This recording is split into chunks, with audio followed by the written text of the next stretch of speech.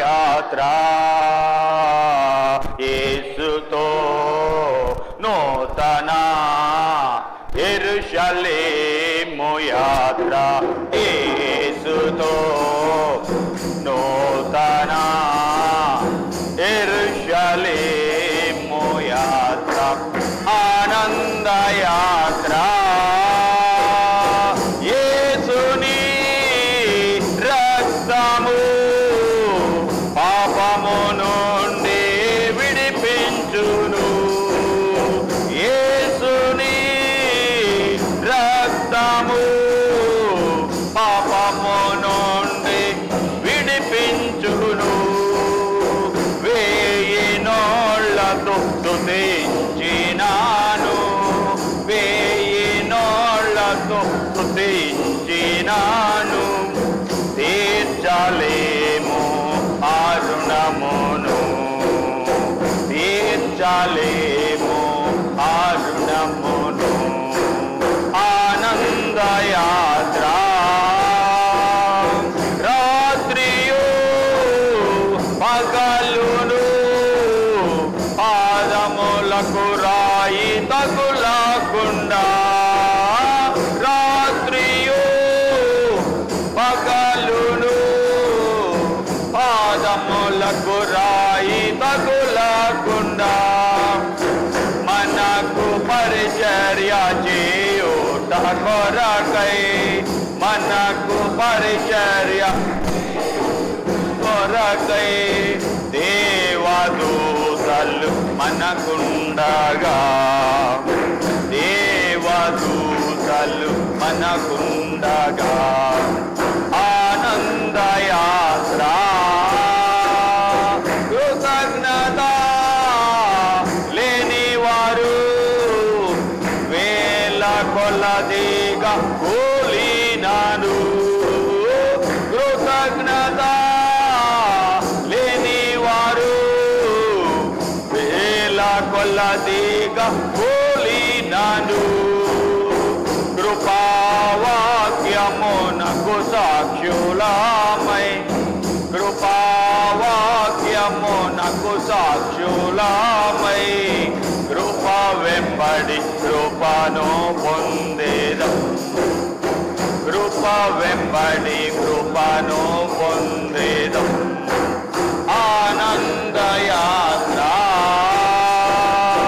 ఆనందం ఆనందం యేసుని చూసే క్షణాసన్నం ఆనందం ఆనందం యేసుని చూసే క్షణాసన్నం ఆత్మానంద పరితులమై ఆత్మానంద పరితులమై ఆగమన కాంక్షతో సాగిదం ఆగమన కాంక్షతో సాగిదం ఆనంద యాత్ర ఇది ఆత్మీయ యాత్ర యేసుతో నూతన యెరూషలేము యాత్ర యేసుతో నూతన యెరూషలేము యాత్ర ఆనంద యాత్ర షీట్ 2లో 15 నీవే మార్గం నీవే సత్యం నీవే జీవం యేసయ్యా నిన్ను వీడి నాకు విడుదల లేదు నిన్ను వదిలేస్తే నాకు నెమ్మది లేదు నీవే నాకు సంతోషము నీ వల్లనే నాకు సంతోషము నీ వల్లనే నాకు సమాధానం నేను నమ్మే మనుషులు చేయి విడిచినా యేసయ్యా నువ్వు ఎప్పుడూ వదిలేయవు నువ్వే మార్గం నీవే మార్గం నీవే సత్యం నీవే జీవం యేసయ్యా నాకు నీవే మార్గం నీవే సత్యం నీవే జీవం యేసయ్యా నిన్ను వీడి నాకు విడుదల లేదు నెమ్మది లేదు. నిన్ను వీడి నాకు విడుదల లేదు. నిన్ను వీడి నాకు నెమ్మది లేదు. నీవే మార్గం, నీవే సత్యం, నీవే జీవం యేసయ్యా. నాకు నీవే మార్గం, నీవే సత్యం, నీవే జీవం యేసయ్యా. నేను నమ్ము మనుషులు చెయ్యి విడచినా ఏ వేళ నా యేసు చెయ్యి విడువడు. నేను నమ్ము మనుషులు చెయ్యి విడచినా ఏ వేళ నా యేసు చెయ్యి విడువడు.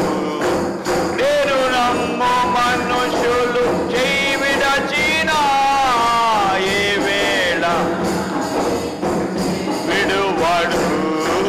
నీవే మార్గం, నీవే సత్యం, నీవే జీవం యేసయ్యా. నాకు నీవే మార్గం, నీవే సత్యం, నీవే జీవం యేసయ్యా. యేసు నీ వలనే నాకు సంతోషము, నీ వలనే నాకు సమాధానము.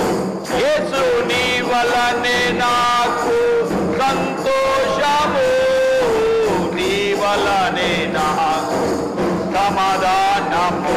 యేసు నీ వలనే నాకు సంతోషము, నీ వలనే నాకు సమాధానము. నీవే మార్గం, నీవే సత్యం, నీవే జీవం యేసయ్యా. నాకు నీవే మార్గం, నీవే సత్యం, నీవే జీవం యేసయ్యా. నిన్ను వీడి నాకు విడుదల లేదు. నిన్ను వీడి నాకు నెమ్మది లేదు. యేసు నిన్ను వీడి నాకు విడుదల లేదు. నిన్ను వీడి నాకు నెమ్మది లేదు. నీవే మార్గం, నీవే సత్యం, నీవే జీవం యేసయ్యా. నాకు నీవే మార్గం, నీవే సత్యం, నీవే జీవం యేసయ్యా. నాకు నీవే మార్గం యేసయ్యా. నాకు నీవే సత్యం యేసయ్యా.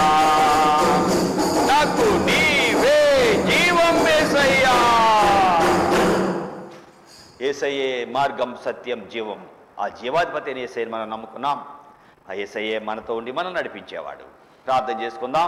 ప్రార్థనకు ముందు పోయిన వారం ఏ వాక్యం విన్నాం చెప్తారా అమ్మా?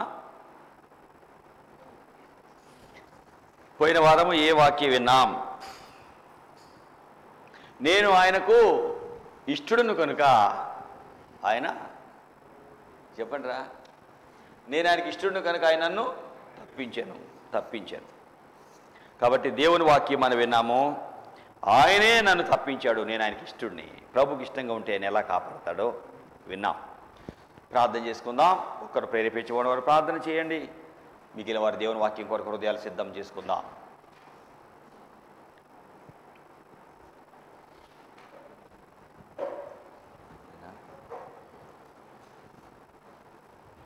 ఎటు వెళ్ళాడు? ఎక్కడికి వెళ్ళాడు కనుక్కొని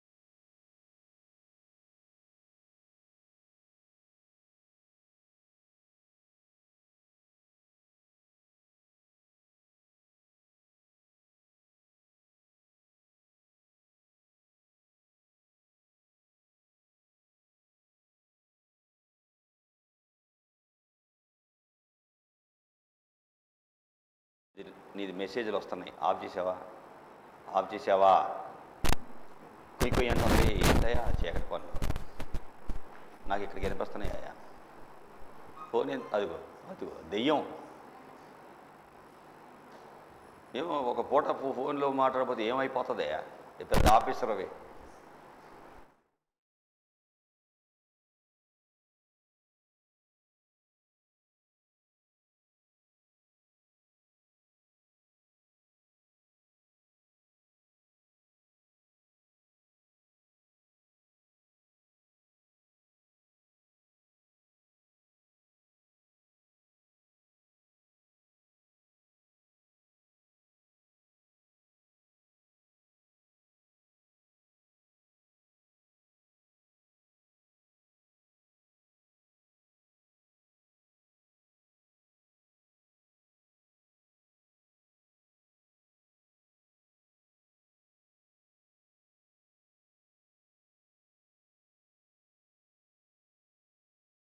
సన్నిధిలో చేరి మొరపెట్టుకుంటున్నాము. మీరు మాకు ఇచ్చిన మీ వాక్కులను బట్టి వందనాలు. ఎంత ప్రేమిస్తున్నారయ్యా. మీరు లేకపోతే ఈ కుటుంబమే ఉండేది కాదు కదా అయ్యా. మీరే కదయ్యా ఈ బిడ్డలందరినీ కాపాడింది. కుటుంబంతటితో భార్య భర్త బిడ్డలిద్దరితో చావు దగ్గరికి వెళ్ళిన వారిని, నెమ్మది లేక చనిపోవాలనుకున్న వారిని నీ దగ్గరికి తెచ్చి కాపాడేవు కదయ్యా. నీ కొరకు ఏం చేసినా రుణస్థులమే కదయ్యా. మీరు లేకుండా అప్పుడే ఆత్మహత్య చేసుకుంటే నరకంలో ఉండేవారు కదా. నరకాన్ని తప్పిస్తే నీ కొరకు ఎంత బ్రతకాలి కదా. క్షమించు నాయన, దయచూపండి నాయన. ఈ సహోదరుని మీ కొరకు నిలబెట్టుము. మా ప్రియులందరినీ ముట్టండి. ఇప్పటి వరకు పాటల ద్వారా మిమ్మల్ని స్తుతించాము. నీ వాక్య వెలుగు దగ్గరికి వస్తున్నామయ్యా.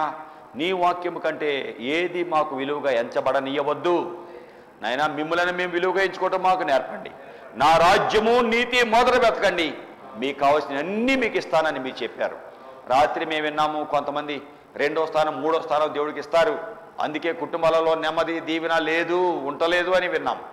కాబట్టి అలా కాదయ్యా, మీరు మా పక్షంగా ఉండినట్లుగా మీ కొరకు బ్రతకటం మాకు నేర్పు. ఏదైనా ప్రత్యేకంగా మాతో మాట్లాడు. ఉదయకాలము పాకాలపాడులో మాకు ఇచ్చిన జయాన్ని బట్టి స్తోత్రం. అక్కడున్న మా బిడ్డలందరినీ కాపాడి భద్రపరచండి. అవి ఏ చీకటికి బిడ్డలు ఎవరి మీద అధికారం లేకుండా ప్రతి వ్యతిరేకాత్మను లయపరిచి ఆవరణమంతా మీ పుణ్య రక్తాన్ని ప్రోక్షించి సహాయం మీరు చేయి ప్రభువా. అలాగే నాయన ఈ సమయంలో మా విశ్వాసాన్ని మీరు వృద్ధి పొందించండి. బిడ్డల ఒక్కొక్కరితో మీరు మాట్లాడండి నాయన. మాట్లాడే దేవుడు మీరు ప్రభువా. మీ దగ్గరికి వచ్చామయ్యా. ఈ గ్రామంలో ఈ స్థలంలో జరుగుతున్న సేవను దీవించండి. మైకులో నీ వాక్కులు వెళ్తున్నాయి. ప్రతి కుటుంబంతో మీరు మాట్లాడి వారి అక్కర్లు మీరు తీర్చండి. ఘనత మహిమ ప్రభావాలు మీరు పొందుకోమని, అయోగ్యుడైన నా ప్రార్థన మీరు ఆలకించమని ఈ సమయం మాకు ఇచ్చే వందనాలు చెల్లించుకుంటూ మీరే సేవ ద్వారా మీ నామాన్ని ఘనపరచుకోమని యేసునామమున అడుగుచున్నాం తండ్రి. Amen amen.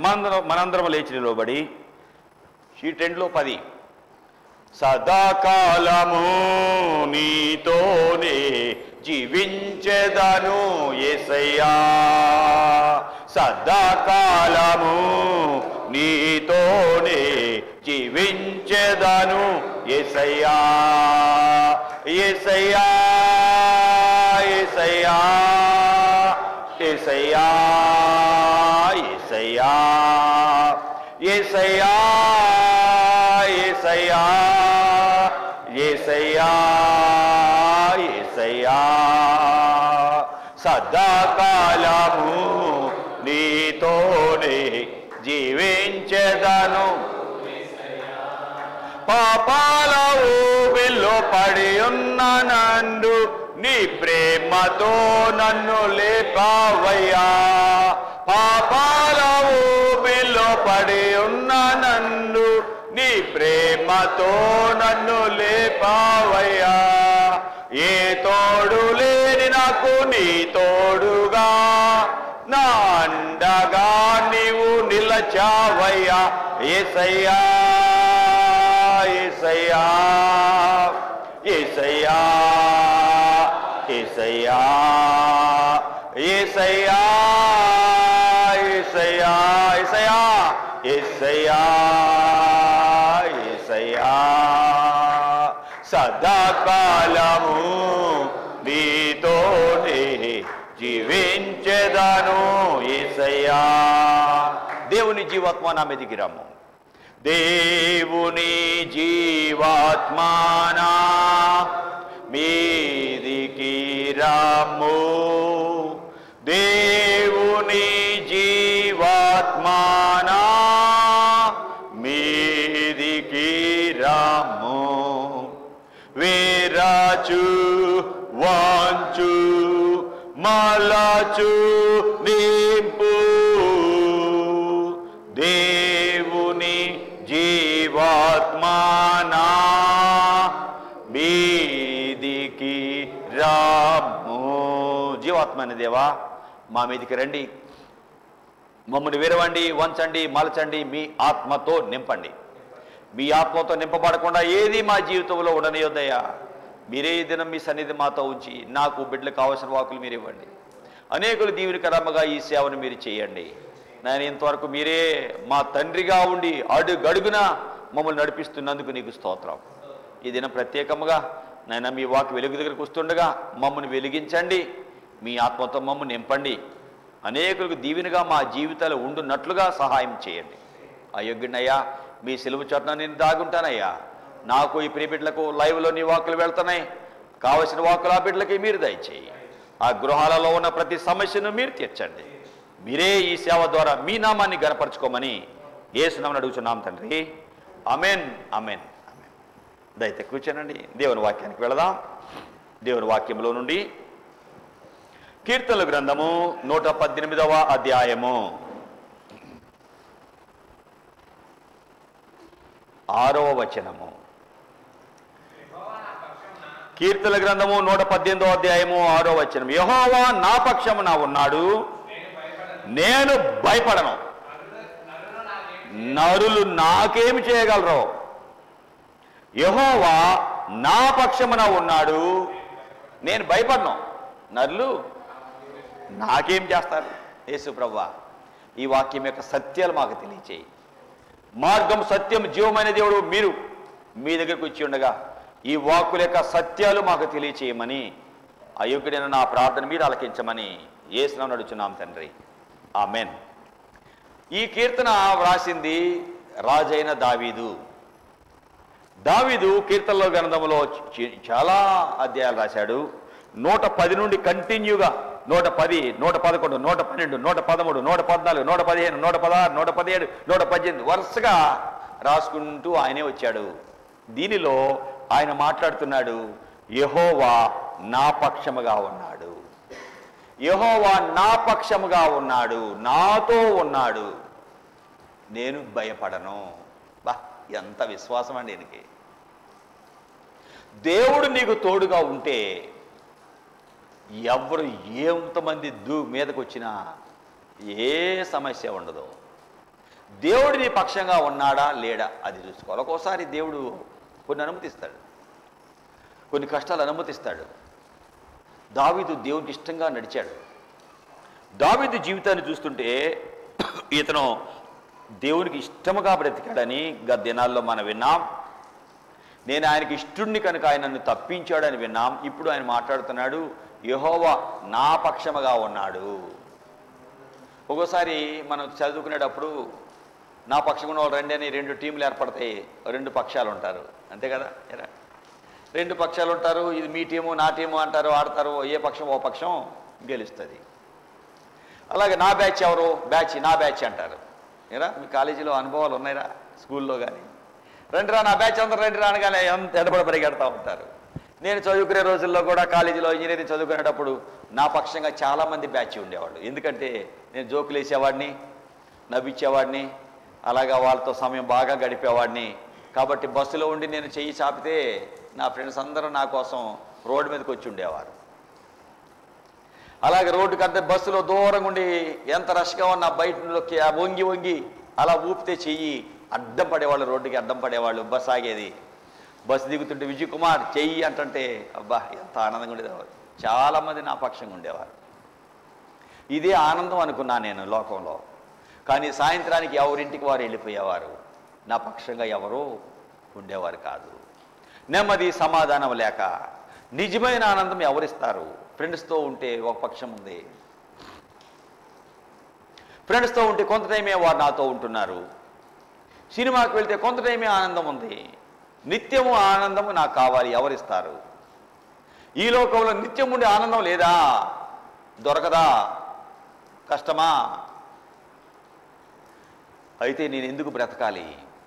ఒక దినాన విషం త్రాగాను, అందుకంటే ముందే నా స్నేహితుడు విషం త్రాగి చనిపోవటం, వాడి శరీరం అంతా పసుపుగా అవటం, వాడి పాడి ఏడుస్తూ నేను మోసింది నాకు గుర్తు. నా పక్షముగా ఉండే స్నేహితుడు, నేనంటే ప్రాణంగా ఉండేవాడు చనిపోయాడు.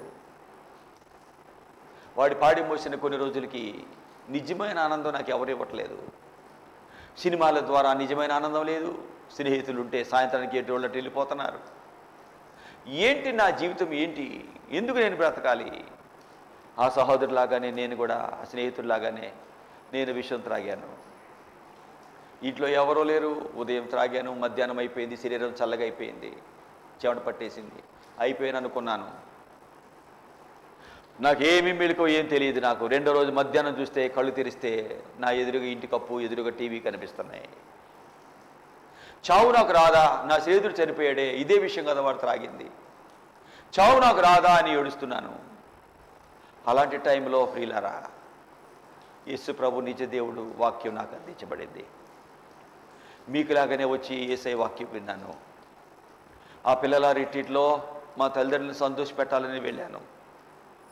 అప్పటికే మా తమ్ముడు తలనొప్పి ఎంతో బాధపడుతూ ఉండేవాడు. వాడి కళ్ళజోడు నేను దాచేవాడిని. వాడు ఎత్తుకొని దొరకక ఏడ్చి స్కూల్కి వెళ్ళకుండా ఇంట్లోనే ఉండిపోయేవాడు. నేను స్కూల్కి వెళ్ళిపోయేవాడిని.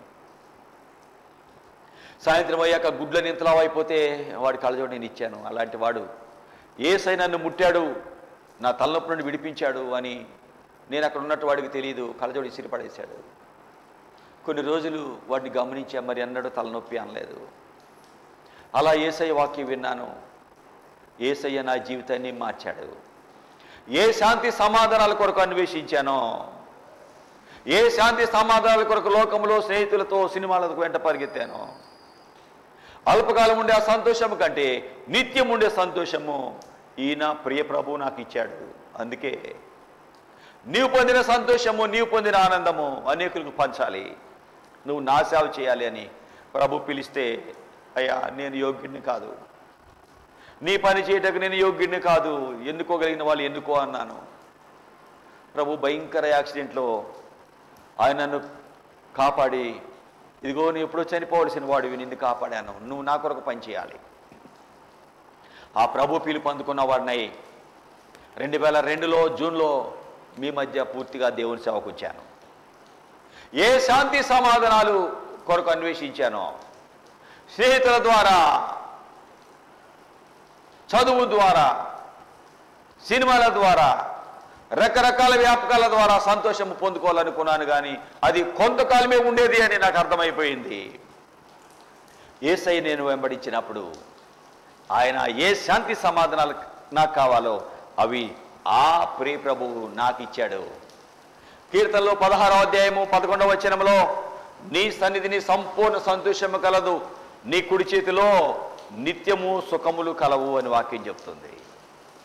నీ సన్నిధిలో సంపూర్ణ సంతోషము, దేవుని దగ్గర పూర్తి సంతోషం ఉంది. అది నేను అనుభవించా. యేసయ్యను కలిగి ఉన్నాను, యేసయ్య ద్వారా నేను సంతోషాన్ని అనుభవించాను, పొందుకుంటున్నాను అన్నవాళ్ళు చేతులు ఎత్తండి. అరే అందరూ ఎత్తారు, ఒక్కరు కూడా తిప్పలేదే. యేసయ్యలో, అవును, మీ అందరికీ వందనాలు.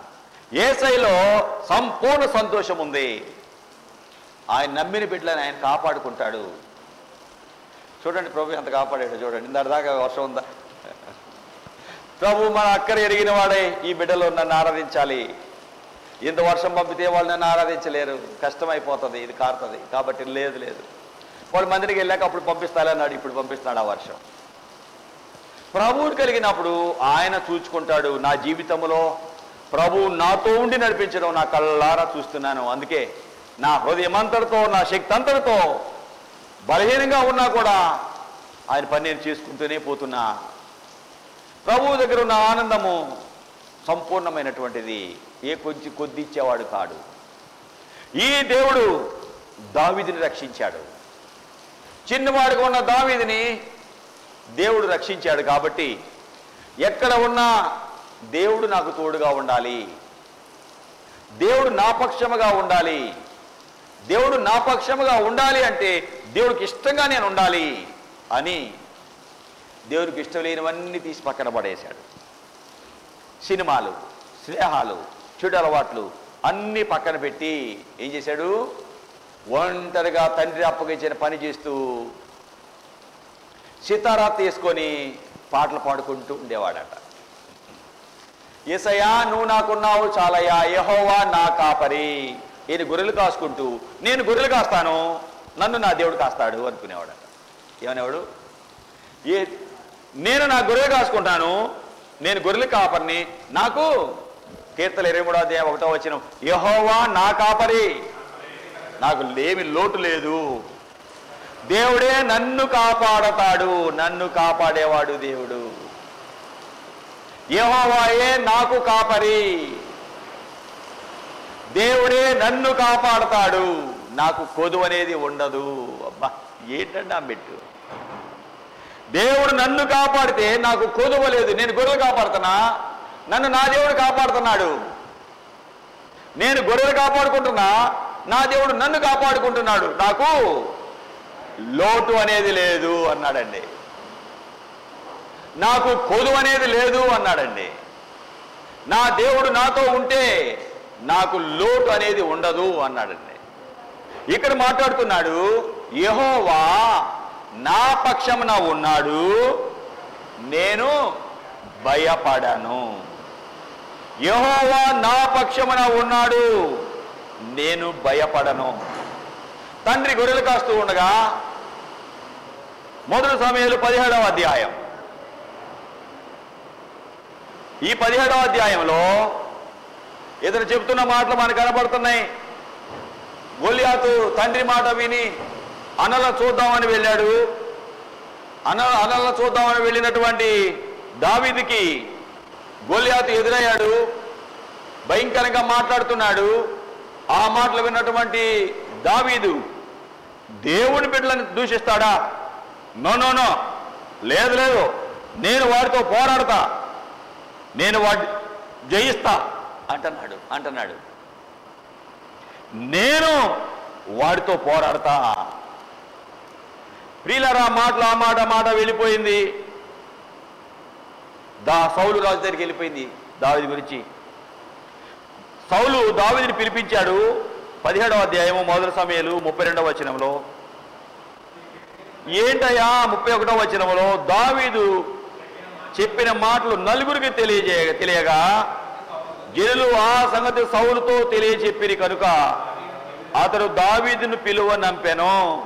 దావీదు మాట్లాడుతున్నాడు, ఈ ఫిలిష్తీని బట్టి ఎవ్వరి మనసు కృంగ నిమిత్తము లేదు. నీ దాసునైన నేను వాడితో పోరాడతాను,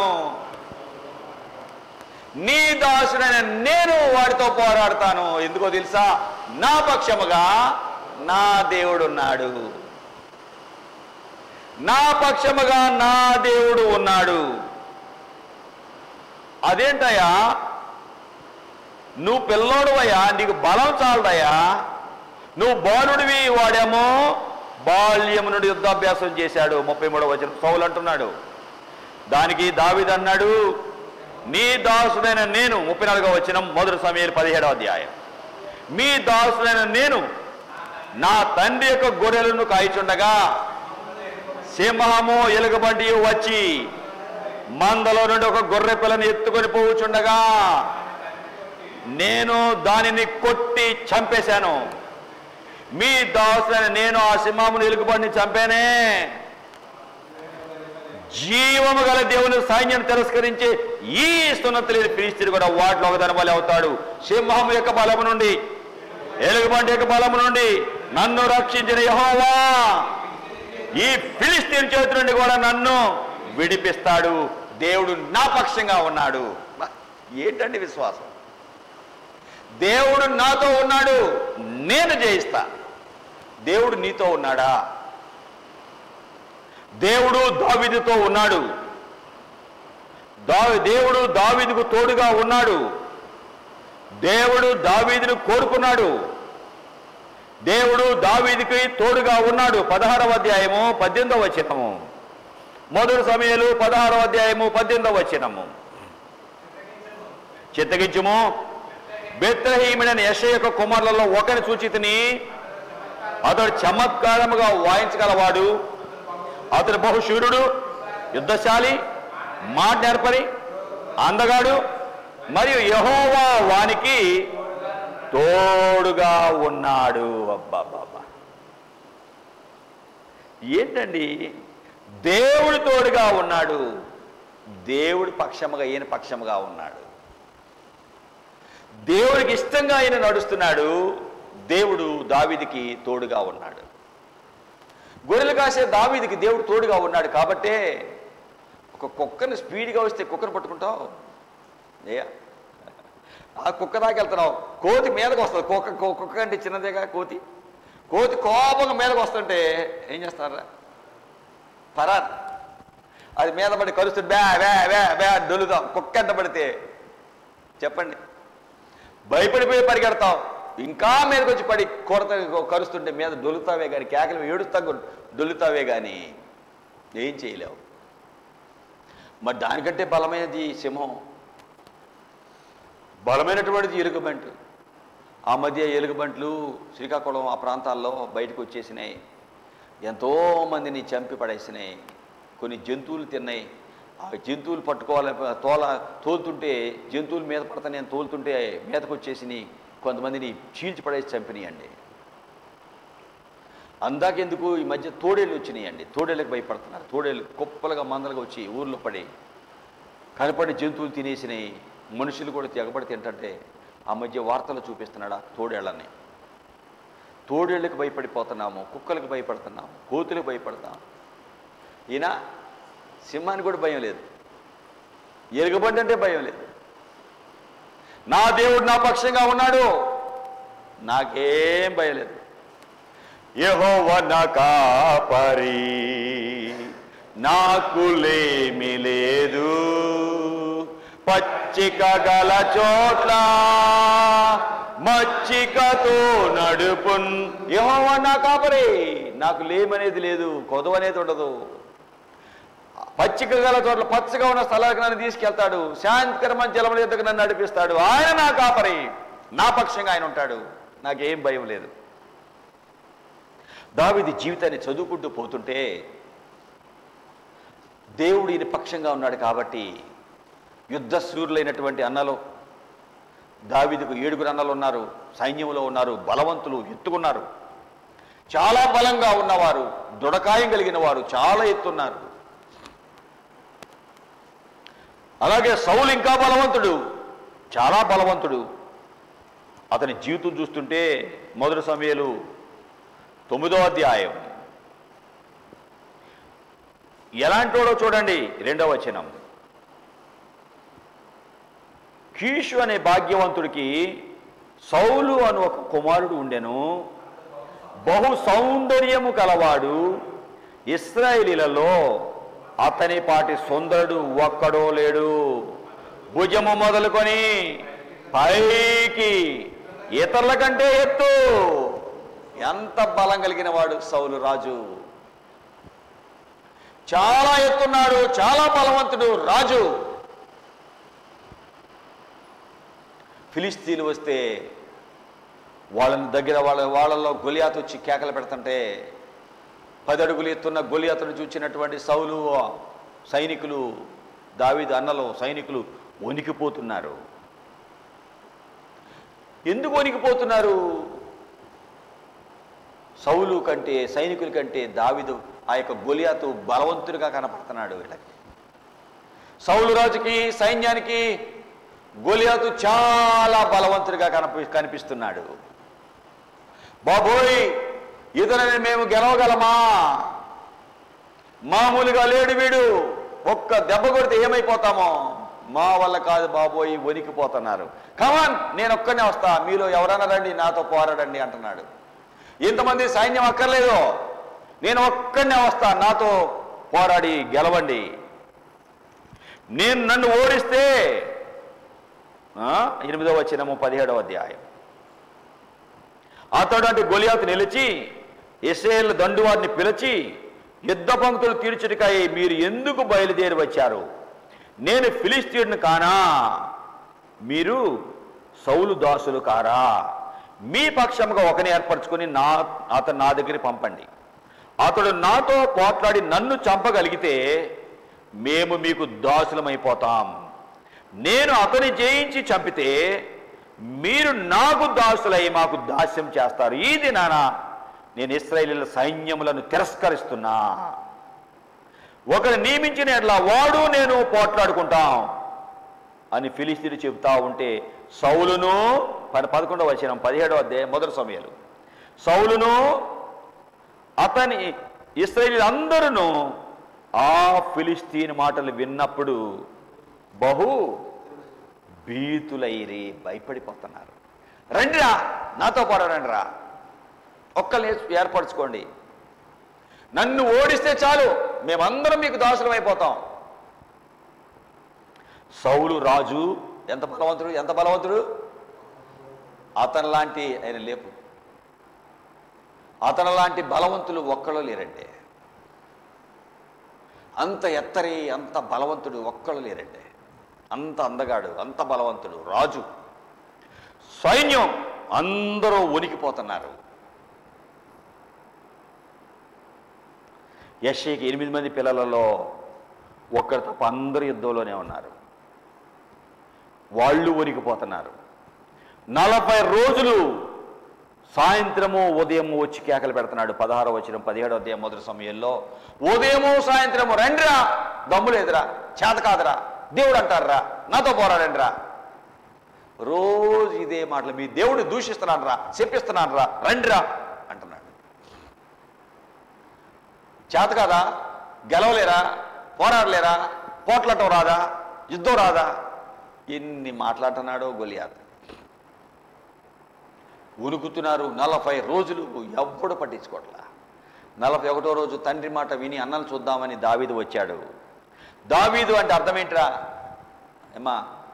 దావీదు అంటే అమ్మా యెహోవా నా దేవుడా, ఏలియా అంటే అర్థం, అది ఏలియాకి అర్థం. అది దావీదు అంటే ప్రియుడు, ప్రియము అని అర్థం, ప్రియము ప్రియుడు అని అర్థం. దేవునికి ప్రియమైన వాడిగా ఉన్నాడు దావీదు. ఒంటరిగా ప్రార్థన చేసేవాడు. ఆయనకు అలవాటు ఏంటి? ఉదయము మధ్యాహ్నము సాయంత్రము నేను ప్రార్థన చేస్తా. 55వ అధ్యాయము కీర్తనలో 17వ వచనము. ఈయనకి ఏంటండి, ఈయనకి ఆలోచన ఏంటండి? సాయంకాలం ఉదయం మధ్యాహ్నము ధ్యానించుచు మొర్ర పెడతా, నా ప్రార్థన నా దేవుడు వింటాడు. అబ్బా, ఏంటండి ఆ విశ్వాసం! ఈయనకి అలవాటు ఏంటి? ఉదయం మధ్యాహ్నం సాయంత్రం తింటాం అలవాటు మనకి. లేకపోతే మనకి అలవాటు ఏంటి? పొద్దాక ఫోన్లే. ఏంటయ్యా, దేవుడు ఫోన్ ఇచ్చింది కొన్ని అవసరాలకు వాడుకోమని ఇచ్చాడు, కానీ చెత్తా చెదారం చూడటానికి కాదయా ఇచ్చింది. లేవా, ఏంటయా నిద్ర? ఏ సహోదరుడా అంత నిద్రపోతున్నావు? దేవుడు మనకు ఫోన్ ఇచ్చింది మురికి చూడటానికి కాదు. ఏ అవసరంలో వాడుకుంటామని నీకు ఫోన్ ఇస్తే ఆ ఫోన్కి నెట్ ఎంత అవుతుందయ్యా? నెట్ నాకు 1.5 ఏదో జీబీ ఉంటుంది. అంతగా మించి నాకు అసలు ఆ ఫోన్ అది కూడా ఎక్కువ మాట్లాడలేను నేను. దేవుడు నీకు ఫోన్ ఇచ్చింది తగినంతగా అవసరం వరకే మాట్లాడాలని. అవసరం ఇప్పుడు మాట్లాడకపోతే ఏమన్నా అవుతుందయ్యా? మాట్లాడకపోతే ఏమన్నా అవుతుందంటయా? ఫోన్ స్విచ్ ఆఫ్ చేయమంది. అందుకే ఎవరైనా కానీ ప్రభు కంటే ఏది ఎక్కువ కాదు, పక్కన పడేయాలంతే. ఫోను దేవుడు నీకు ఇచ్చింది ఎంతవరకు అవసరమో అంతవరకు మాట్లాడుకోవటానికి. నా ఫోన్లో నెలకు 3 నెలలకు వస్తుంది. 84 రోజులకి 800 రూపాయలు నెట్ ఫోన్ వేయించుకుంటాను, రీఛార్జ్. ఆ టైం వరకు ఎంతవరకు వాడుకోవాలో అంతే వాడుకుంటాను నేను. 1.5 జీబీ ఏదో వస్తుంది, అది కూడా నాకు ఏం మాట్లాడుకోను. ఈ ఫోన్లో అధికారులకు పంపాల్సినవి ఉంటాయి, ఫోన్లో మెసేజ్లు వస్తాయి, అన్నీ ఉంటాయి, అన్నీ చూసుకోవాలి నేను. కొన్ని పంపించాల్సినవి అధికారులు పంపించాల్సినవి ఉంటాయి, అంతవరకు నేను వాడుకుంటా. అదే ఒక్కోసారి నాకు సరిపోదు అది, కానీ ఎంతవరకు వాడాలో వాడుకుంటా. దేవుడు నీకు ఇచ్చింది జాగ్రత్తగా వాడుకోవాలి కదా. నెల రోజులు 40 రోజులు రోజు ఉదయం సాయంత్రం వస్తున్నాడు గొలియాతు, కేకలు పెడుతున్నాడు. రాజు సైన్యం అంతా వణికిపోతుంది. దావీదు 41వ రోజు తండ్రి మాటలు విని అన్నల యోగక్షేమం తెలుసుకోవడానికి వస్తున్నాడు. వచ్చిన దావీదుకు ఈ స్వరాలు వినపడుతున్నాయి, గొలియాతు ఇస్తున్న కేకలు వింటున్నాడు. దావీదుకి చాలా రోషం వచ్చింది. నా దేవుడు జీవం కలిగిన దేవుడు, నా దేవుడిని తిరస్కరిస్తాడా వీడు? నో నో నో, నేను పోరాడతా, నేను వాడిని గెలుస్తా. అంత బలం ఎందుకు వచ్చింది ఆయనకి? ఎందుకు వచ్చింది ఆయనకి బలం? ఎందుకు వచ్చింది? దేవుడు తోడుకున్నాడు. ఇప్పుడు తోడుకున్నాడు? సాయంత్రము, ఉదయము, మధ్యాహ్నము ధ్యానం చేస్తూ మొరపెట్టేవాడు. సాయంత్రము, ఉదయము, మధ్యాహ్నం ప్రార్థన చేసేవాడు. ఉదయం, మధ్యాహ్నం, సాయంత్రం తినటం తెలుసు. ఏంటా ఏమన్నా నేను ఇంకా టైం ఉంటే మధ్య మధ్యలో స్నాక్స్, లేదా మధ్యలో టీలు. ఈ ఈ యొక్క కొండకి ఎన్ని వేసినా కొన్ని కొండలు ఉంటాయి. ఇమ్ము ఇమ్ము ఇమ్ము అని జలగకు కూతులు 2 ఉన్నారంట. ఎప్పుడు పెట్టు, తింటమే. కడుపుకి కత్తి పెట్టాలంట. నువ్వు తిండిపోతూ అయితే గొంతుకు కత్తి పెట్టుకో అన్నాడు. కత్తి, నువ్వు తిండిపోతూ అయితే గొంతు కత్తి పెట్టు, లేకపోతే నేనే నీ కత్తి పెడతా అన్నాడు దేవుడు. నువ్వు తిండిపోతూ అయితే, ఒక క్రైస్తవుడు ఎప్పుడు కూడా మితం మితం మితం మితం. అమ్మగారికి నువ్వు ఎన్ని పెట్టినా ఎంతవరకు తినాలో అంతే తింటుంది. 3 ఇడ్లీ తింటుంది. ఏమ్మా అన్న, 2 దోశ తింటుంది. పెద్దదే కాదు, మన ఇంట్లో వేసుకుని. నాకు పెట్టిన ఏది పెట్టినా ఒక లిమిట్గా తింటాను. నాకు భోజనం పెడుతుందా సహోదరి కనుక్కోండి. ఆ మధ్య ఏడుస్తుంది, ఎంతేనా తినేది అని ఏడుస్తుంది. ఒక లిమిట్. కాబట్టి ఆరోగ్యం కాపాడుకోగలుగుతున్నాం. ఇష్టం వచ్చినట్టు తింటే కొవ్వు పెరిగి గుండెకి సప్లై వెళ్ళదు, నాళాలు పూడిపోతాయి, గుండె జబ్బులు వస్తాయి.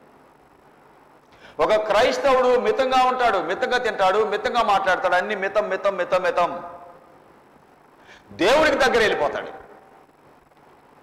ఇతనికి అలవాటు ఏంటి? ఎవరు చెప్పారు దావీదుకి? నాయనా ఉదయం, మధ్యాహ్నం, సాయంత్రం ప్రార్థన చేసుకోరా అన్నారు. ఎవరిని చెప్పారా? కొంతమందికి చెప్పినా అర్థం కాదండి. మనిషికి ఒక మాట, గుడ్డుకి ఒక దెబ్బ అన్నారు. ఒక్క మాట లోతుగా, బుద్ధిమంతుడి కంటే ఒక్క మాట లోతుగా నాటుతుందట. ఒక్క గద్దింపు బుద్ధిమంతుడికి లోతుగా నాటుతుంది. ఒక్క మాట చాలు, లోతుగా వెళ్ళిపోద్దా ఒక్క మాట. బుద్ధి లేని వాడికి ఎన్ని చెప్పినా అంతే. దావీదు జీవితంలో దేవుడికి టైం ఇచ్చాడు. దేవుడికి నువ్వు టైం ఇస్తే దేవుడు నీ అక్కర్లు తీరుస్తాడు, నీకు సహాయం ఆయన చేస్తాడు. ఆయన నీ పక్షంగా ఉంటాడు. ఆయన నీ పక్షంగా ఉంటే 10,000 మంది వచ్చినా, ఎంతమంది వచ్చినా ఏమీ నీకు నష్టం జరగదు. చూడండి, దేవుని దగ్గరికి వచ్చిన దావీదు ఏమి నేర్చుకున్నాడంటే, ఉదయము, మధ్యాహ్నము, సాయంత్రము నేను ధ్యానం చేస్తాను, ఆయన నాకు నా ప్రార్థన ఆయన వింటాడు. బా, ఎంత విశ్వాసం అండి ఆయనకి. నేను వెళ్ళి ప్రార్థన చేస్తా. ప్రార్థన అంటే దేవుడితో మాట్లాడతాం. నీకేం కావాలో, నీ సమస్యలేంటో, నీ అక్కర్లేంటో ఆయన చెప్పుకోవటం. అది నీ వ్యక్తిగతం అవ్వచ్చు, నీ కుటుంబం అవ్వచ్చు, నీ బంధుమిత్రులు అవ్వచ్చు, నీ స్నేహితులు అవ్వచ్చు, సంఘస్థులు అవ్వచ్చు, అధికారులు అవ్వచ్చు, నాయకులు అవ్వచ్చు. నువ్వు చేసేది ప్రార్థన దేవుడికి చెప్తే, దేవుడితో మాట్లాడటం అంటే నువ్వు చేసే ప్రార్థన. దేవుడు వింటాడు. విని నీ పక్షంగా ఉండి ఏం అడుగుతున్నావో ప్రభు సహాయం చేస్తాడు. ప్రభుని అడుగుతుంటా, ప్రభు నీ సేవకు వెళ్తున్నానయ్యా, ఏం మాట్లాడాలి నాకు చెప్పు. నా అవసరతలు ఆ స్థలంలో ఏం అవసరమో నువ్వు మాట్లాడు. ప్రభుని అడిగి వస్తానండి. ఎప్పుడు నేను ఒక్కడిని ఎప్పుడు వెళ్ళనండి. ప్రభువుని అడిగి నేను ఎక్కడికి వచ్చినా నాతో చెప్పండి తండ్రి అయిన దేవుడు ప్రభు అయిన యేసయ్య నాతో ఉంటారు. ఎందుకంటే ప్రభుని అడిగి నేను వస్తాను. ప్రభు నాతో ఉంటాడు, ఆయన చెప్తాడు, అలా వస్తా.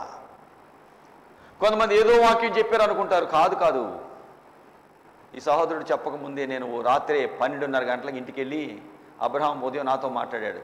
ఆయన మాట్లాడక ముందే రాత్రి 12:30 గంటలకు నేను ప్రభు దగ్గర కూర్చుంటే అక్కడే వాక్యం చెప్పాలి, ఇక్కడే వాక్యం చెప్పాలి, నాకు ప్రభు ఇచ్చేశాడు. రెడీ అయిపోయా. నిన్న సాయంత్రం ఏం చెప్పాలో ప్రభు ఇచ్చాడు. నేనేం చేయగలను? ప్రభు ఏం చెప్తా చెప్పగలిగిన వాడినే. అయ్యా అలా కాదు, ఇలా కాదు, ఎలా కాదు, నేనేం చేయగలను? నేను ఎవరిని ఎన్నడూ ద్వేషించను, నేను ప్రేమిస్తా. ఎందుకంటే దేవుడు ప్రేమమయుడే నేను బోధించే నేను ఎలా ద్వేషించగలను? లేదు లేదు. చాలామంది అంటారు మీరు అందరినీ నమ్ముతారయ్యా అంటారు. ఇది ఈ స్థానంలో ఉన్నప్పుడు నేను నమ్మాల్సిందే. మరి యేసు ప్రభు యోధాని కూడా నమ్మాడు.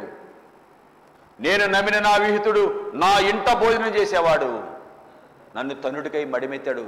నా ప్రియ సోదరులారా, శిష్యులారా, మీలో ఒకడు నన్ను అప్పగించబోతున్నాడు. పక్కనే కూర్చున్నాడు యోధ. తెలుసు యేసయ్యకి, అయినా ఆయన ద్వేషించలే యేసు ప్రభు. కానీ ఆ శిక్ష ఏంటో యోధ పొందుకున్నాడండి. వాడు పుట్టకపోతే బాగుండు అన్నాడండి యేసు ప్రభు. ఆ వ్యక్తి వాడు పుట్టకపోతే బాగుండు అన్నాడా? ఏంట్రా చెప్పండి రా. మత్తయి సువార్త 26వ అధ్యాయం చదవండి. యేసు ప్రభు చెప్పిన మాటలేంటి? 20వ వచనం చదువుదాం. సాయంకాలం అప్పుడు 12 మంది శిష్యులతో కూడా భోజనమునకు కూర్చుండెను. వారు భోజనము చేయుచుండగా ఆయన మీలో ఒకడు నన్ను అప్పగించునని మీతో నిశ్చయముగా చెప్పుచున్నాను అనెను. అందుకు శిష్యులు బహుగా దుఃఖపడి ప్రతివాడు ప్రభా నేనా, ప్రభా నేనా అని అడుగగా, నాతో కూడా పాత్రలో చెయ్యి ముంచువాడెవడో వాడే నన్ను అప్పగించునువాడు. మనుష్య కుమారుని గురించి వ్రాయబడిన ప్రకారం ఆయన పోవుచున్నాడు. కానీ ఎవరి చేత మనుష్య కుమారుడు అప్పగించబడునో ఆ మనుషునికి శ్రమ, ఆ మనుషుడు పుట్టి ఉండని అట్లా వానికి మేలు అనేను. పుట్టకపోతే బాగుండు, వాడికి శ్రమ, భయంకర శ్రమ పడబోతున్నాడు. దేవుని సేవని బాధ పెట్టేవాడు, కష్టపెట్టేవాడు పుట్టకపోతే బాగున్నాడు. ప్రభు ఎంత భయంకరమైన కష్టాలు చెప్తున్నాడు చూడండి. వాడికి శ్రమ, వాడు పుట్టకపోతే బాగుండు. ఏమయ్యాడండి ఈయన? ఏమయ్యాడండి? డబ్బు తీసుకున్నాడు, అనుభవించలేదండి.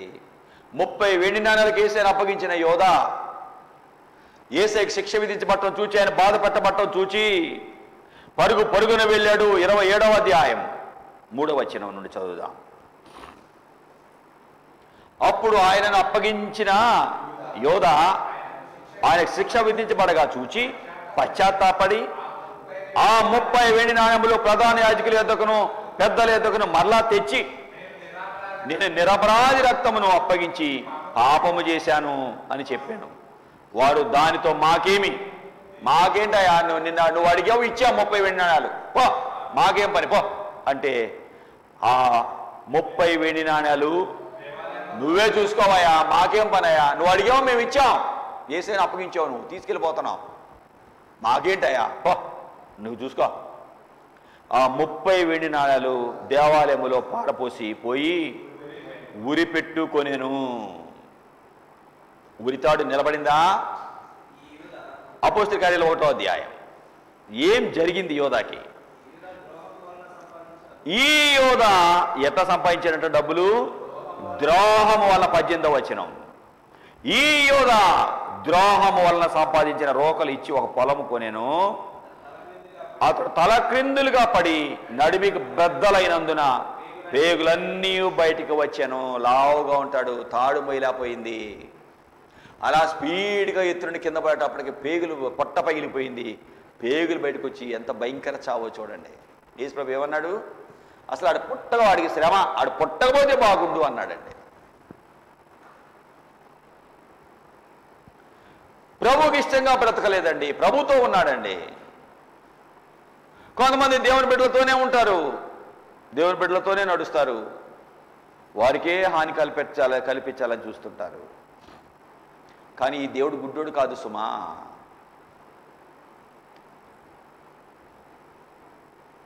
దేవుడు ఏమన్నాడు తెలుసా? నిన్ను ముట్టినవాడు నా కనుగుడ్డు ముట్టినట్టు జాగ్రత్త. జకర్యా గ్రంథం ప్రభు చెప్పిన మాటలు ఏంటి? జకర్యా గ్రంథము 2వ అధ్యాయము 8వ వచనము. సైన్యులకు అధిపతికి యెహోవా సెలవిచ్చినది ఏమనగా, మిమ్ముని ముట్టినవాడు తన కనుగుడ్డు ముట్టినవాడని ఎంచి. మిమ్ములు ముడితే నా కన్నుగుడ్డు ముట్టినట్టే ఊరుకుంటానా నేను? కాబట్టి దేవుని సేవకులకు దేవుడు అండ. కాబట్టి దేవుడే ఇదిగో ఎంతమంది సహోదరులను సహోదరులు లేపాడు. ప్రభు పిలుపు అందుకొని మీ ప్రాంతంలో సేవకు వచ్చాను.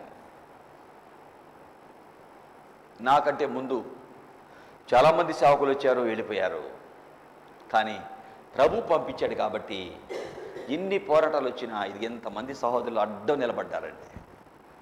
ఒక దినాన ఆ మందిరానికి వెళ్ళిన తర్వాత ఆ రాత్రి మందిరంలో పడుకున్నాం. శనివారము ఆ ఓపెన్ మందిరంలో మంచాలు వేసారు, అమ్మ నేను పడుకున్నాం.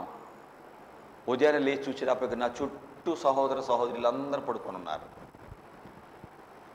చూసి అమ్మ నేను ఏడ్చామండి. ఏమండి, ప్రభు కోసం మనం వచ్చాం, మీ సహోదరులు చూడండి ఎలా మనల్ని కాపాడుకున్నారు, ఏం కావాలండి మనకి అని అమ్మ ఏడ్చిందండి. ఇద్దరం ఏడ్చుకున్నామండి. ప్రభు కొరకు మనం వచ్చాం. ఈ ప్రియులు ప్రభు అప్పగించిన బాధ్యతని వీరి కొరకు ఈ ప్రాంతానికి వచ్చాం. ఇన్ని పోరాటాల్లో మన సహోదరులు చుట్టూ మేము పడుకుంటే మా మంచాల చుట్టూ ఉన్నారండి, చుట్టూ పడుకుంటున్నారండి. అప్పుడు మేము అనుకున్నాం, ప్రభువా నీ పనికి వచ్చినప్పుడు ఇంతమంది ప్రియులను మాకు ఇచ్చావు, పిల్లల్ని ఇచ్చావు, మీకోసమే బ్రతుకుతామయ్యా, ఈ పిల్లలందరినీ మేము కాపాడుకుంటామయ్యా, నువ్వు మాకు ఇచ్చిన పిల్లలు. అమ్మగారు ఎప్పుడు కూడా లిడియమ్మకి ఇజ్జమ్మ కోసం ఎప్పుడు ముందు ప్రార్థన చేయరండి, మీకోసమే ప్రార్థన చేసేవాళ్ళు. ముందు సేవకులందరూ వాళ్ళ పిల్లల కోసం ప్రార్థన చేసుకుంటారు, నువ్వేంటి సంఘము వాళ్ళు వీళ్ళు అంటావు అని అంటే అమ్మ ఒకరోజు అన్నది నాతో, ఏమండి ప్రభు మనకు ముందు ఈ పిల్లల్ని ఇచ్చారు, సంఘమే ముందు మన పిల్లలు, దేవుడు ఇచ్చిన పిల్లలే ముందు మన పిల్లలు, ఈ పిల్లలు మనం చూసుకుంటే మన పిల్లలను ప్రభువు చూసుకుంటాడు అనేదండి. ఎప్పుడు ప్రార్థనలో కూర్చున్నా ముందు మీ కొరకే ప్రార్థన చేసేవారు. సంగమయ్య, కాపాడయ్య, పాకలపాడు, గండ్లూరు, దమ్మాలపాడు, ఎక్కడెక్కడ ఎవరెవరు ఉన్నారు, హైదరాబాద్ ఇక్కడున్న పలాని ప్రియులు ఉన్నారు, వాళ్ళు కాపాడు, ఏ ఊర్లో ఉన్నారో అన్నీ ఇద్దరు కూర్చుంటే ప్రార్థన చేసేవాళ్ళు. ఆ ప్రార్థన నాకు అంటింది. నేను కూడా ముందు మీ కొరకే ప్రార్థిస్తాను, ఆ తర్వాతే నా పిల్లల కోసం ప్రార్థన చేస్తాను. ప్రభు అప్పగించిన బాధ్యత ఎలాగా మా చుట్టూ కాచుకున్నారండి. ఈ పిల్లలు రాత్రి నేను వీళ్ళతో మాట్లాడలేకపోయానని ఇంటికి వెళ్ళి చాలా ఏడ్చా బిడ్డల కోసం. ఎప్పుడైనా పిల్లలు ఉన్నారంటే నేను సంతోషంతో వాళ్ళతో గడపాలి. నేను అరే పిల్లలతో నేను మాట్లాడలేకపోయానే, ఎట్లా ఉన్నారా అని కూడా అడగలేదు, హడావుడిగా పరిగెత్తుకొచ్చాను అని ప్రార్థన చేసుకున్నాను. ఉదయాన్నే వచ్చేటప్పటికి అన్నీ రెడీగా పెట్టారు, దారంతా రాత్రి బురదలో వెళ్ళా, నా చెప్పులకు బురద ఉంది. ఉదయాన్నే నేను వచ్చి చూసేటప్పటికి రోడ్డు వేసేసారండి. నాకు తెలుసు నేను ఎన్నడూ సోమరోడుగా దేవుని సేవ చేయలేదు, ప్రభు పైనంటే నా ప్రాణం కంటే ప్రియమైనదిగా ఇచ్చా. ఇప్పుడు కూడా నాలో నాకు అసలు జలుబు చేసి భయంకరంగా ఉన్న పరిస్థితి,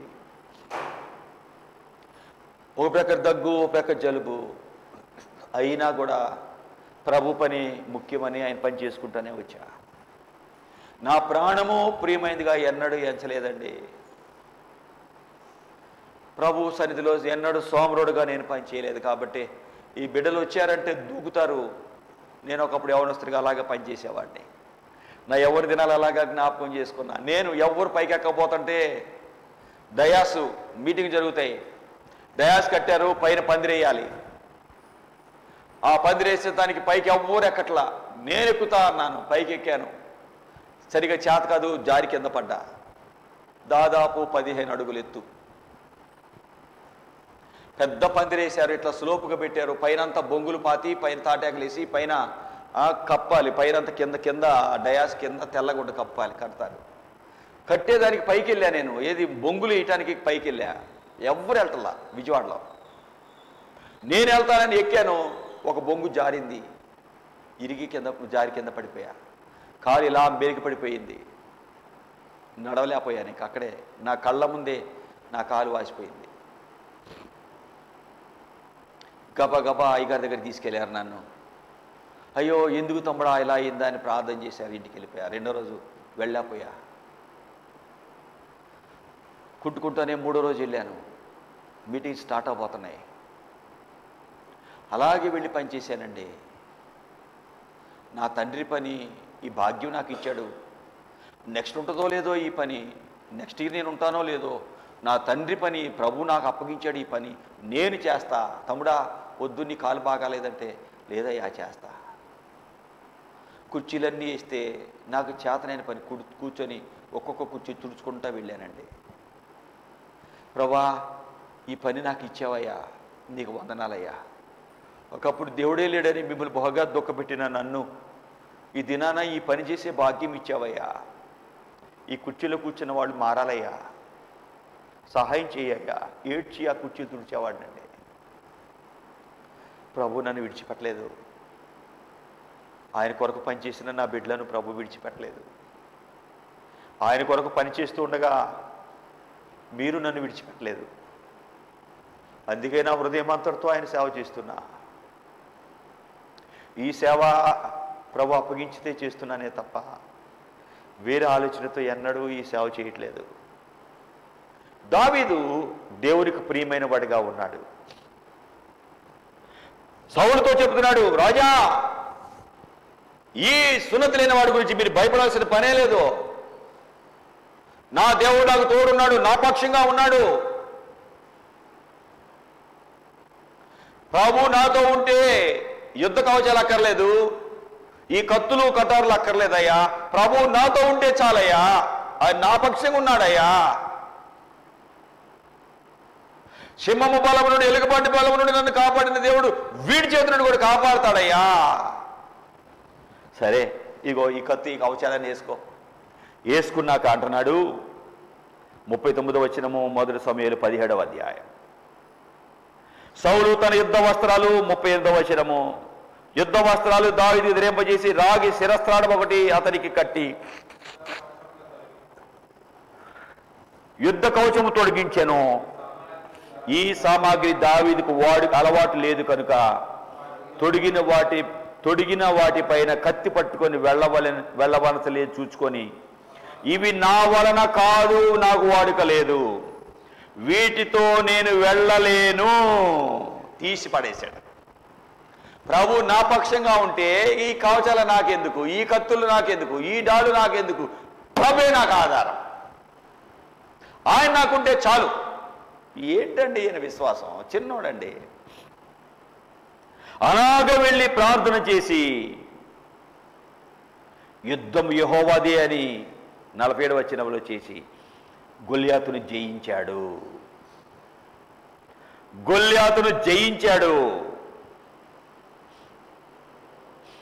12వ వచనము 18వ అధ్యాయం. యెహోవా సౌలును విడిచి దావీదుకు తోడుగా ఉండట చూచి సౌలు దావీదుకి భయపడిపోయాడు. దేవుడు నీ పక్షంగా ఉన్నాడా? ఎవ్వరు లేకపోయినా పర్వాలా, ప్రభు నీతో ఉంటే చాలు. ప్రభు నీతో ఉండాలి అంటే నీకు ఇష్టం వచ్చినట్టు చేయటం కాదు, నీ ఇష్టాలు కొన్ని వదిలేయాలి. ఏంటి? ప్రభు నీకు తోడుగా ఉండాలి అంటే నీ ఇష్టాలు పక్కన పెట్టేయాలి, ప్రభు ఇష్టంలోకి రావాలి. మానవుని ఇష్టాలు ఉంటాయి, కుటుంబ ఇష్టాలు ఉంటాయి, పెద్దల ఇష్టాలు ఉంటాయి. భార్య ఇష్టం ఉంటుంది, భర్త ఇష్టం ఉంటుంది, పిల్లల ఇష్టాలు ఉంటాయి, పెద్దల ఇష్టాలు ఉంటాయి, అధికారుల ఇష్టాలు ఉంటాయి. ప్రభు దగ్గరికి వచ్చినప్పుడు అన్ని ఇష్టాలు పక్కన పెట్టి ప్రభు ఇష్టంలోకి మనం రావాలి. తండ్రి ఇష్టం, దావీదు వెళ్ళి అన్నలను గమనించాలి, పరామర్శించాలి, అధికారులకు జున్నుగడ్లు అవి ఇవ్వాలి అన్నది తండ్రి ఇష్టం.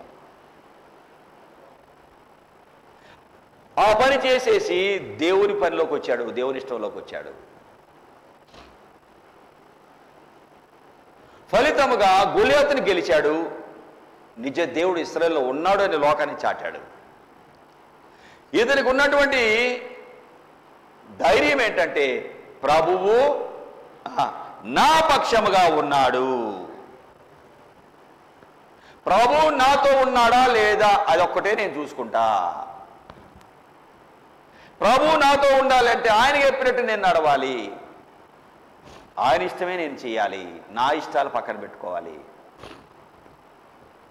ప్రభు ఇష్టంలోకి వచ్చిన దావీదు ఆ స్థానాన్ని దేవుడే తీసుకున్నాడు. దావీదుతో దేవుడు ఉండి, మన దేవుడు బలవంతుడైన దేవుడు, గొప్పవాడు, మహా ఉన్నతుడు, సర్వశక్తి గలవాడు, సర్వశక్తి కలిగినవాడు. ఆ దేవుడు దావీదుతో ఉన్నాడు. అబ్రహాముతో దేవుడు చెప్పాడు, ఆదికాండం 17:1 నేను సర్వశక్తి గల దేవుడును అన్నాడు. మోషేతో చెప్తున్నాడు, నేను అబ్రహాము, ఇస్సాకు, యాకోబులకు సర్వశక్తి గలవాడుగా ప్రత్యక్షమయ్యాను, కానీ నీకు ఉన్నవాడను అనువాడని ప్రత్యక్షమవుతాను. ఉన్నాను ఇప్పుడు నేను నీతో. ఉండేవాడను కాదు, ఉన్నవాడను, ప్రజెంట్ టెన్స్. ఈ దేవుడు నీతో ఉన్నాడు. ఎంత పెట్టండి, దేవుడు నీతో ఉన్నాడు. దేవుడు ఎప్పుడు మనతో ఉంటాడు. సర్వశక్తి కలిగిన దేవుడు ఎప్పుడు మనతో ఉంటాడు. 2 కొరింథీ 6:14 చదివితే ఎప్పుడు మనకు తోడుగా ఉంటాడు. సర్వశక్తిమంతుడు ఎప్పుడు మనకు తోడుకుంటాడు. అవిశ్వాసులతో విజ్జోడుగా ఉండకూడదు. నీతికి దుర్నీతితో ఏమి సాంగత్యం, వెలుగునకు చీకటితో ఏమి పొత్తు. కమాన్. 2 క్రీస్తుకు బెలియాలతో ఏ సంబంధం, అవిశ్వాసతో విశ్వాసకి పాలెక్కడది, దేవుని ఆలయమునకు విగ్రహాలతో ఏం పొందిక. మనము జీవము గల దేవుని ఆలయమై ఉన్నాం. అందుకు దేవుడు ఎలా చెప్తున్నాడు, నేను వారిలో నివసించి సంచరిస్తా, వారి దేవుడిగా ఉంటా, వారు నా ప్రజలుగా ఉంటారు అని. మీరు వారి మధ్యన బయలువెళ్ళి ప్రత్యేకంగా ఉండండి, అపవిత్రమైన దాన్ని ముట్టొద్దు అని ప్రభువు చెప్పుచున్నాడు. మీకు తండ్రిగా ఉంటా, నేను మిమ్మల్ని చేర్చుకుంటాను, మీకు తండ్రిగా ఉంటాను, మీరు నాకు కుమారులు కుమార్తెలై ఉంటారని. ఏ ప్రభు? ఏ ప్రభు? సరిగా చెప్పాలి. ఏ ప్రభు తోడుగా ఉంటాడు? సర్వశక్తి కలిగిన ప్రభు తోడుకుంటాడు. అది ఎప్పుడు తోడుంటాడు? ఎప్పుడు తోడుంటాడు? మీరు వారి మధ్యని బయలువెళ్ళి ప్రత్యేకంగా ఉండాలి. ప్రభుకి ఏది ఇష్టం లేదో దాని నుండి ప్రత్యేకంగా ఉండాలి. కొంతమంది స్నేహాలు బయటికి రాలేరు, కొంతమంది సినిమాలు టీవీలు బయటికి రాలేరు, కొంతమంది ఫోనులు బయటికి రాలేరు, కొంతమంది ఆచారాలు బయటికి రాలేరు, అబద్ధాలు బయటికి రాలేరు, తిండి బయటికి రాలేరు. మీరు బయలుదేరి రండి, వాటి నుండి రండి బయటికి. అప్పుడు మీకు కుమారులుగా మీరు నా కుమారులుగా ఉంటారు, కుమార్తెలుగా ఉంటారు, నేను మీకు తండ్రిగా ఉంటా అని సర్వశక్తి గల ప్రభు చెప్తున్నాడండి. సర్వశక్తి గల ప్రభు మీకు తోడుగా ఉండాలి అంటే ప్రత్యేకించబడాలి. దావీదు ప్రత్యేకించబడ్డవాడై, ప్రత్యేకించబడాలి అంటే నీ వల్ల కాదు. ఏం చేయాలి? ప్రార్థన చేయాలి. ఒంటరిగా ప్రభు పాదాలు పట్టుకోవాలి. ఉదయము, మధ్యాహ్నము, సాయంత్రము, సాయంత్రము, ఉదయము, మధ్యాహ్నము నేను ధ్యానిస్తూ మొరపెడతా, ఆయన నా ప్రార్థన వింటాడు. ఏంటండి ఉదయం మధ్యాహ్నం సాయంత్రం ప్రార్థన చేయడం వచ్చా? ఉదయం మధ్యాహ్నం సాయంత్రం తినటం వచ్చు. ఇంకేమొచ్చు చెప్పండి, ఏమొచ్చు ఇంకా? ఏయా ఉదయం మధ్యాహ్నం సాయంత్రం ఏమొచ్చు చెప్పండి, మీకు తెలిసిని. తిరగటం వచ్చు. ఓబో, ఇంకేమొచ్చు? అయ్యా ఫోన్లు చూడటం వచ్చు. అయ్యో, ఆటలు ఆడుకోవడం వచ్చు ఫ్రెండ్స్తో కలిసి. ఏం ఆట సెలవు దొరికితే ఆటలే ఎట్రా. ఇంకేమొచ్చు? చదవడం వచ్చు, లేచే దగ్గర చదవటం వచ్చు. అయ్యా నిద్రపోవడం వచ్చు. అబ్బో, కొంతమంది కరెక్టే రా, కదిలితే నిద్రే. ఎట్టబడుతుందో మరి నాకు అర్థం కాదు. కుంభకర్ణులు కొంతమంది, తింటమే కొంతమందికి. అది ప్రార్థన కూడా నిద్రపోతుంది. నిద్రపోవడం వచ్చు కొంతమందికి. నిద్రే తిండి. తిందాం ఎక్కడ తెచ్చుకు తిందాం, అప్పు తెచ్చుకొని తిందాం, అప్పెడ తిరిద్దాం, తిని పారిపోదాం. కొంతమంది నైజం అదే. ₹1 అప్పు ఉందంటే నాకు అసలు నిద్ర పట్టదండి. అసలు ఎందుకు ఉండాలి? షాపులో కూడా ఎవడన్నా ఇప్పుడు ఒకసారి హడావుళ్ళు డబ్బులు మర్చిపోతా, ఇస్తారు. నాకు ఎన్ని కావాలని ఇస్తారు. మొన్న ఇది కొనుక్కుందామని బండి ఆపా. బండి ఆపి తీరా చూస్తే నగ్గురున్న డబ్బులన్నీ కళ్ళజోడు స్పెట్స్కి ఇచ్చేసా. డబ్బులన్నీ ఇచ్చేసా. ఇచ్చిన తర్వాత ఈ గ్లాసులు వేయించుకున్నాను. ఇచ్చిన తర్వాత ఏదో కొనుక్కోవాలని పంచదార కొనుక్కుందాం లోపలికి వెళ్ళి బండి పెట్టి తీరా చూస్తే జేబులో డబ్బులు లేవు. ఉన్నాయి, ఇది నెట్ ఫోన్ ఉంది, నెట్ ఉంది, కానీ ఆ ఫోన్ బ్లాక్ చేయించే కదా, వెళ్ళవు. అన్నీ తీసుకున్నాక ఫోన్ రాలేదనుకో బాధపడాలి. వద్దులే, మళ్ళీ బండి స్టార్ట్ చేసుకొని ఇంటికి వెళ్ళిపోయా. వెళ్ళి సాయంత్రం మళ్ళీ డబ్బులు తీసుకొని వెళ్ళి కొనుక్కొచ్చుకున్నా. ఇస్తారు నాకు అప్పు. ఎందుకు చేయాలి నేను? వాళ్ళు ఇస్తారని చేయాలా? నా మనసు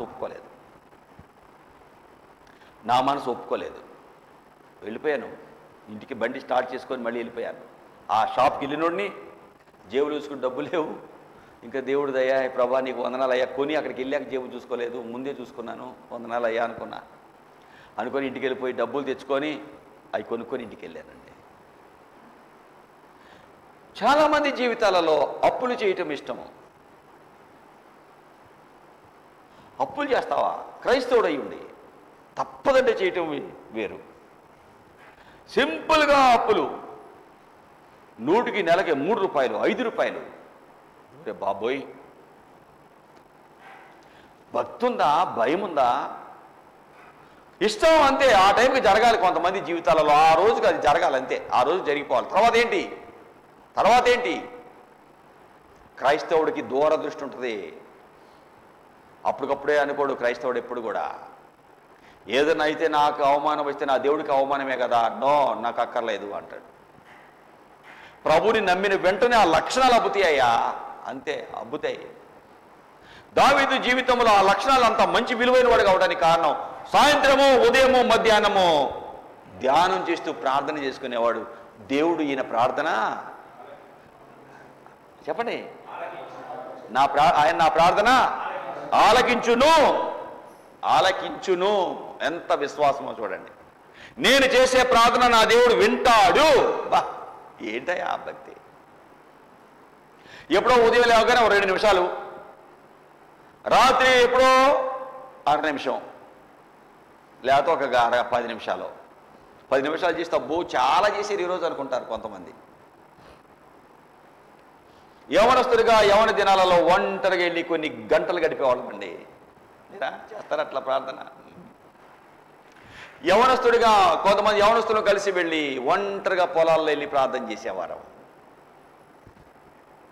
ఒంటరి ప్రార్థన కొంత టైం చేసుకున్నాక గ్రూప్ ప్రార్థన చేసేవారు.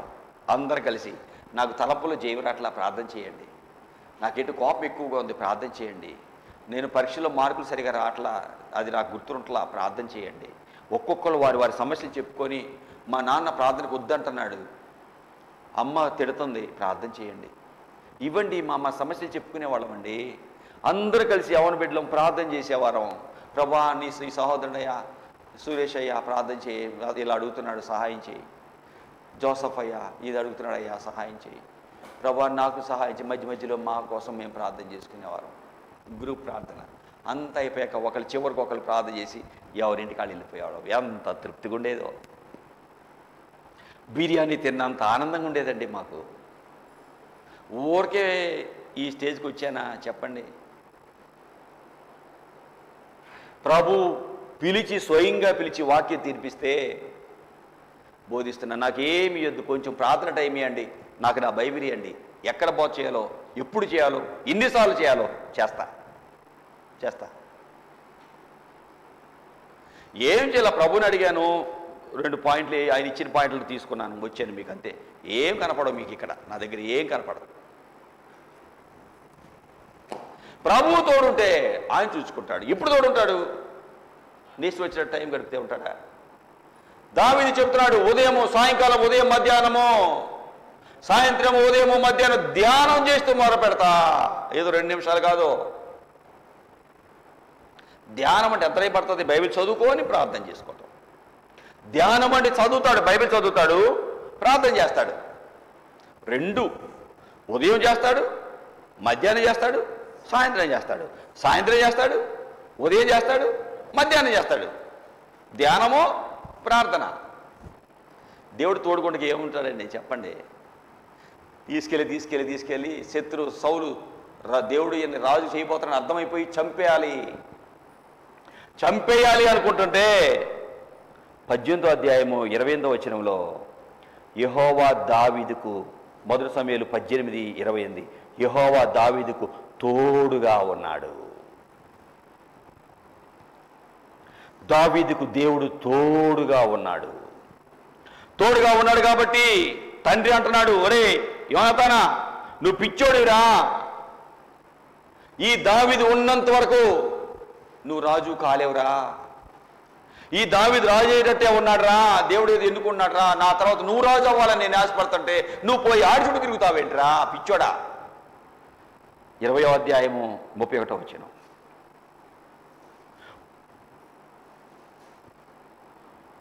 యెష్షయి కుమారుడు భూమి మీద బ్రతికినంత కాలము నీకైనా నీ రాజ్యానికైనా స్థిరత కలగదు కదా. నీ వర్తమాన పద్ధతుల దగ్గరికి పిలిపించు, అతడు చావడానికి అర్హుడు, చావాలి అతను. దేవుడు యోనాతానికి దావీదు మీద చాలా ప్రేమ పుట్టిస్తాడు. 19వ అధ్యాయము 1వ వచనం 2వ వచనంలో సౌలు మీరు దావీదుని చంపాలి అని తన కుమారుడైన యోనాతానుతో తన సేవకులందరితో చెప్పగా, సౌలు కుమారుడు యోనాతాను దావీదు బహు ఇష్టము గలవాడై ఉండి దావీదుతో ఇట్లని, నా తల్లి అయిన సౌలు నిన్ను చంపాలని ప్రయత్నిస్తున్నాడు, ఉదయం నుండి జాగ్రత్తగా దాక్కో. అరే ఏంటయ్యా ఇది? రాజ్యం పోతుంది, కొడుకు రాజు అవ్వాలి, ఆ కొడుకు అంటున్నాడు దావీదుతో. దావీదు ఉంటే యోనాతాను రాజు అవడు, కానీ యోనాతానికి రాజ్యం మీద విరక్తి పుట్టింది. నాకు అక్కర్లా రాజ్యం, దేవుడు నీకు ఇస్తున్నాడు, నువ్వే పరిపాలించు, నాకు అక్కర్లేదు రాజ్యం, నువ్వే 20వ అధ్యాయం 17వ వచనంలో యోనాతాను దావీదును తన ప్రాణ స్నేహితుడిగా ప్రేమించాడు. నువ్వు రాజు అవుతావు, యెహోవా నీకు తోడుగా. 13వ వచనం చివరిలో 13వ వచనంలో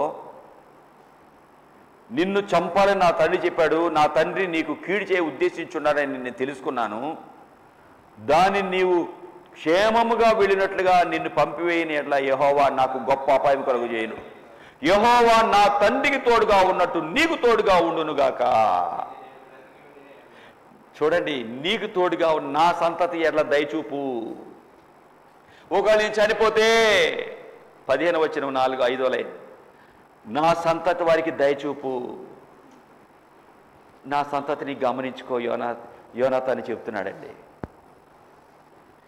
ఏంటి ప్రియులారా, దేవుడు దావీదుని రాజుగా చేశాడండి. దేవుడే దావీదు పక్షముగా ఉన్నాడు. గొర్రెల దొడ్లో నుండి తీసుకెళ్లి సౌలు ఎంతబడి చంపాలనుకుంటే కాపాడుకుంటూ అడ్డం పడుతున్న సౌలును నశింపచేసి యుద్ధంలో ఒక్క దినానే తన కత్తి మీదే పడి చచ్చిపోయాడు. దేవుడు దావీదును రాజుగా లేపేశాడు అంతే. ఎందుకు? దేవుడు నీ పక్షంగా ఉంటే చాలయ్యా. దేవుడు నీతో ఉన్నాడా ఆలోచించు. దేవుడు నాతో ఉంటే చాలు. ఎన్నోసార్లు సౌలు దావీదుని చంపాలని అంటపడినా దేవుడు ఆయన పక్షంగా ఉన్నాడు కాబట్టి దావీదుని కాపాడుకుంటూ వచ్చాడు. ఎక్కడి వరకు? రాజుగా చేశాడు. ఎక్కడి వరకు? లోకరక్షకుడు యేసు ప్రభు ఆ కుటుంబం నుండి వచ్చే వరకు. దావీదు కుమారుడా యేసు నన్ను కరుణించి గుడ్డోడు కేకలు పెడుతున్నాడు. ఎంత విలువైన మెట్టుకు దావీదు వచ్చాడు. దేవుడు నిన్ను కూడా అంత విలువైన వాడికి చేసి రాసిపెడుతున్నాడు. దావీదు దేవుడు నీకు దేవుడు కాదా? దావీదు దేవుడు నాకు దేవుడు కాడా? దావీదు గమనించే దేవుడే కదా మనం పూజించేది. మరి దావీదుని సహాయం చేసిన దేవుడు నీకు నాకు ఎందుకు సహాయం చేయడు? దావీదుకున్న మనసు నీకు లేదు, నాకు లేదు. ఈ దినాన్ని మనం పెట్టుకొద్దాం. సాయంకాలము, ఉదయము, మధ్యాహ్నము ధ్యానం చేస్తూ మొరపెడతాను.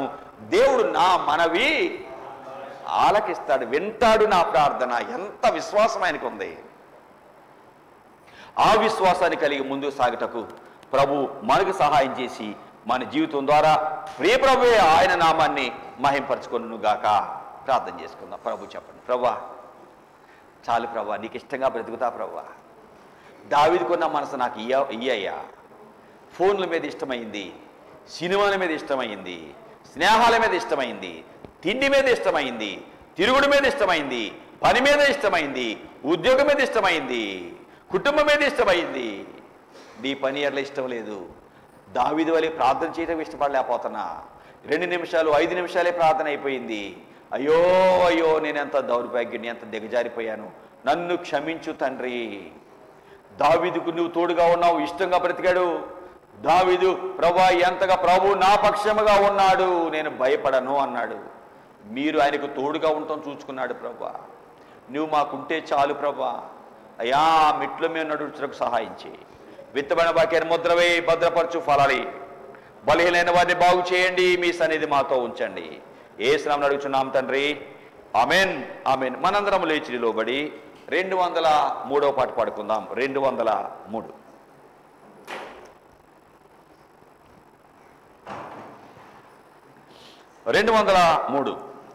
యెహోవా నా కాపరి, నాకులేమి లేదు. పచ్చిక గల చోట్ల మచ్చికతో నడుపున్, మరణపు చీకటిలో తిరుగుచుండినను ప్రభు యేసు నన్ను కరుణతో ఆదరించున్. యెహోవా నా కాపరి, నాకులేమి లేదు. పచ్చిక గల చోట్ల మచ్చికతో నడుపున్, చిరకాలము నేను ప్రభు మందిరములో వసించెదనిరతం. సంతసముగానుందు యెహోవా నా కాపరి, నాకులేమి లేదు. పచ్చిక గల చోట్ల మచ్చికతో నడుపున్, కాపరి నాకులేమి లేదు. పచ్చిక గల చోట్ల మచ్చికతో నడుపున్. దావీదు దేవుడే నా కాపరి, ఆయన నా పక్షంగా ఉన్నాడు, నన్ను పచ్చిక చోట్ల నడిపిస్తూ ఉంటాడు. అనుభవాలు ఆయనలో చూచాం. అలా నడిచే కృప దావీదులాగా దీవించబడదాం, అనేకులకు ఆ దీవిని పంచుదాం. అట్టి కృప ప్రియ ప్రభు మనకు అనుగ్రహించును గాక. యేసు ప్రభువా, మీరిచ్చిన సమయాన్ని బట్టి వందనాలు, మీరిచ్చిన వాక్కులు బట్టి వందనాలు. ఎంత చెప్పినా దావీదు జీవితంలో ఇంకా మాకు కొదువే ఉంటుందయ్యా. ఆయనలాంటి బ్రతుకు, ఆయనలాంటి మనసు మాకు ఇవ్వయ్యా. ఎలా నీకోసం బ్రతికాడయ్యా. రాజుగా ఉండి ఓటమనేవాడు ఎరుగని వాడుగా బ్రతికాడు. దావీదు రాజ్యము స్థిరంగా వ్యాపించింది. శత్రువులు వణికేవారు. దావీదు వస్తున్నాడు అంటే ఉనికి దాసులయ్యారు. ప్రభువా, ఎందుకంటే మీరు దావీదుకు తోడుగా ఉన్నారయ్యా, ఆయన పక్షముగా మీరు ఉన్నారయ్యా, మా పక్షంగా మీరు మాకుంటే చాలయ్యా, ఏది లేకపోయినా పర్వాలేదు, మీరు మాకుంటే చాలయ్యా, మీ కొరకు బ్రతకటం మాకు నేర్పయ్యా. ఈ బిడ్డలు ఒక్కొక్కరిని ముట్టండి. సాయంకాలం ఉదయము మధ్యాహ్నం ధ్యానం చేస్తూ మొరపెట్టిన దావీదు, మీరు తోడుగా ఉండి ఆ ప్రార్థన విని నాయనా ఎలాగైనా గొప్పడిగా చేశావు, అలాగా నీ ద్వారా మాత్రమే మేము ఉన్నతమైన మెట్టుకు రాగలము, మా కష్టముతో రాలేము, మీరు ఆశీర్వదిస్తేనే మాకు ఆశీర్వాదమయ్యా, అలా గ్రహించుకొని బ్రతకటం మాకు నేర్పయ్యా. ఈ బిడ్డలందరినీ ముట్టి వీరి ప్రతి అక్కర్లో తీర్చండి. ఈ పొలం పనుల్లో, చేతి పనుల్లో, ఉద్యోగాల్లో, చదువులో, ప్రయాణాల్లో నాయనా మీరు వీరిని దీవించి కాపాడండి. మా ప్రతి అక్కర్లో మీరు తీర్చే దేవుడవని మీ దగ్గరికి వచ్చామయ్యా, మీరే కనికరించి మాకు సహాయం చేయండి. బలహీన సమయంలో బలం ఇవ్వండి, మీ కొరకు మమ్మను జీవింపు చేయండి.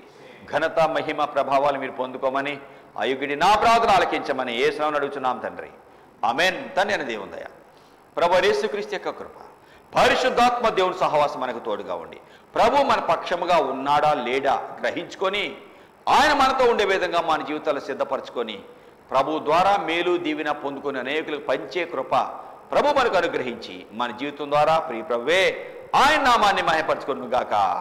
ఆమేన్, ఆమేన్, ఆమేన్. అందరికీ వందనాలు.